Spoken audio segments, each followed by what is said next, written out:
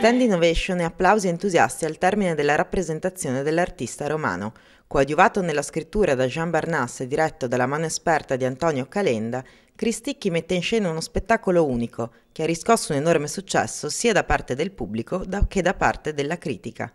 In occasione della settimana della memoria, il cantante ha deciso di proporre ad un pubblico esigente, quale quello patavino presente al Teatro Verdi, una storia diversa da quelle che si raccontano di solito.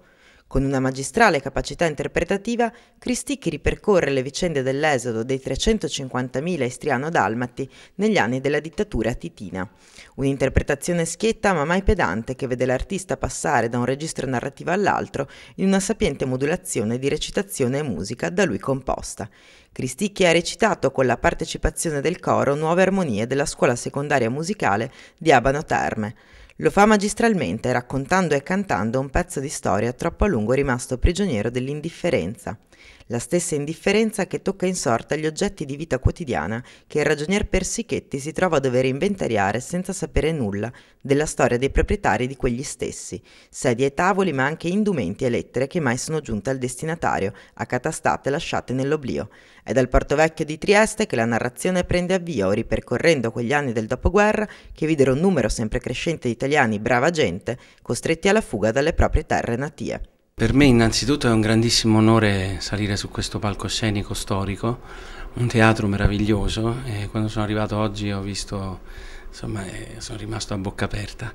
E poi abbiamo questo coro di ragazzi bravissimi, coro Armonia se non erro, di Abano Terme, che mi hanno stupito per la loro bravura e la loro velocità nell'apprendere i movimenti scenici. Tutto questo per fare in modo che questa serata, questo spettacolo lasci un segno nella città di Padova e in tutti quelli che hanno avuto fiducia, hanno acquistato il biglietto a scatola chiusa, diciamo così, no? Fidandosi di quest'opera che tanta fortuna finora ha avuto. Ma io credo che dopo più di 60 anni bisogna avere la tranquillità, la serenità d'animo per raccontare delle storie poco conosciute e che magari in passato hanno diviso, hanno creato discordia.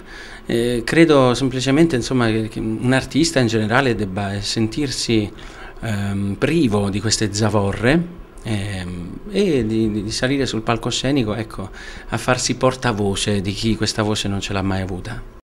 Presenti in sala molti rappresentanti delle comunità istriane, entusiasti di questa PIS e molti addetti ai lavori.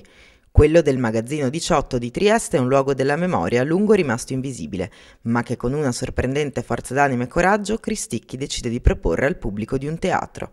Il coraggio dell'artista che decide di raccontare, per togliere il velo alla storia, di un altro coraggio, quello dei dimenticati.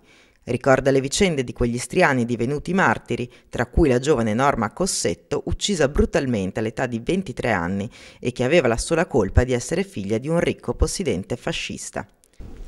Un contributo direi fondamentale, perché stavamo proprio valutando anche come associazioni collegate con l'Esodo che uno spettacolo di Magazzino 18 vale come tantissime conferenze, perché arriva a tutto un pubblico che di solito non si occupa di queste argomentazioni, perché arriva ad un pubblico molto collegato con il mondo della scuola, quindi al mondo giovane, e in maniera direi sintetica, in maniera molto brillante, in forma di spettacolo, riesce a raccontare proprio a 360 gradi questo tema complesso del confine orientale con l'esodo, le foibe, e quindi tutti questi temi sono affrontati con grande rigore, con grande equilibrio, ma anche, devo dire, con grande onestà intellettuale, ed è una cosa molto importante. Dalla storia della giovane studentessa dell'Università di Padova è nato poi un progetto di collaborazione con il regista Bellucco, che dopo l'uscita del discusso Il Segreto porterà la storia dell'esodo giuliano-dalmata nelle sale cinematografiche. Il film verrà intitolato Rosso Istria e sta già facendo parlare di sé. Signora Giacca, un anno fa si era promessa ad Este di portare Magazzino 18 a Padova. Eccoci qua. È il coronamento di un sogno? Quella volta avevo promesso e così è stato per noi un'emozione grandissima, è stata un'emozione quella sera e l'attesa di questa sera è ancora più grande, ma veramente posso dire che stiamo aspettando Simone con il suo Magazzino 18 con tanto entusiasmo, con tanto affetto di tutto il popolo degli istriani dalmati qui di Padova. Abbiamo cercato proprio di far sapere cosa si va a vedere, cosa aspettarsi e quindi è un'emozione grandissima quella che stiamo vivendo e che vivremo in questi giorni. Io dico in questi giorni perché ci sarò qua sempre.